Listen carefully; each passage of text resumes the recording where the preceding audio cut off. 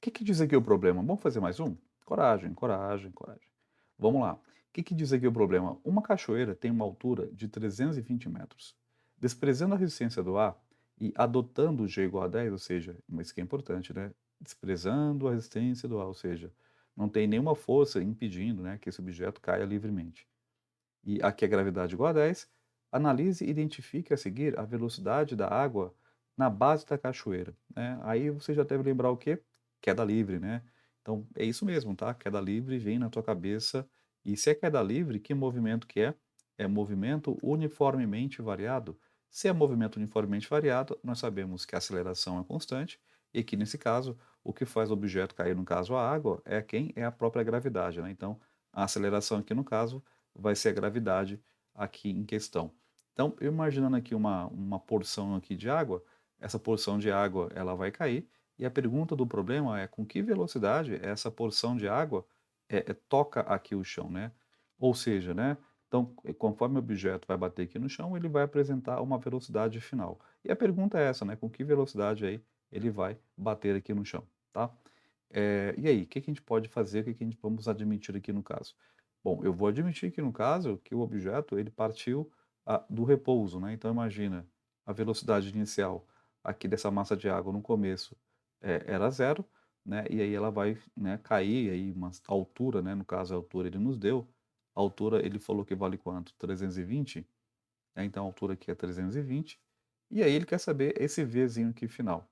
O que que a gente tem de informação? A gente tem isso, né, então a gente tem o quê? A gente tem o ΔS, que vale quanto? Que vale 320 metros, temos o que mais? Temos a gravidade, que no caso é a própria aceleração, que vale quanto? Que vale 10 metros por segundo ao quadrado, e nós queremos saber a velocidade final, do objeto, quer dizer, dessa massa de água batendo no chão.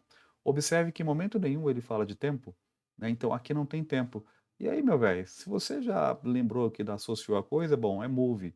No move, qual a equação que não tem tempo? Torricelli, né? Isso. Lembra da equação de Torricelli? V quadrado, que é igual a quem? Que é igual a V zero quadrado mais 2A delta S. Então, a equação de Torricelli aqui vai nos ajudar a calcular essa velocidade final aí, né, porque ela não tem tempo e o problema não falou de tempo nenhum. Então vamos brincar aqui, velocidade final a gente não sabe, velocidade inicial a gente admitiu que é zero, é partir do repouso, é essa massa de água aí na direção vertical. Na direção horizontal, você concorda, né? Ah, professor, mas como assim? Como é que uma cachoeira, uma água que vai caindo, ela tem velocidade inicial zero? Eu concordo contigo, né? Na direção X, né? Então, se eu imaginar aqui uma massa de água caindo, né? Inicialmente, na direção X, ele vai ter uma velocidade na direção X. Mas na direção Y, aqui no caso, eu estou admitindo, né, que ela começa a cair a partir de uma certa altura, e justamente essa velocidade inicial que eu estou falando que vale zero. Na direção X não tem como ser zero, porque essa água está correndo, ela está vindo, né, de uma superfície em movimento, tá? Então em X eu sei que isso aqui não seria zero, né? Então isso aqui não seria zero, mas na queda, essa massa de água inicialmente, ela vai começar a cair, se ela vai começar a cair, eu posso admitir no caso que a velocidade inicial dela é zero.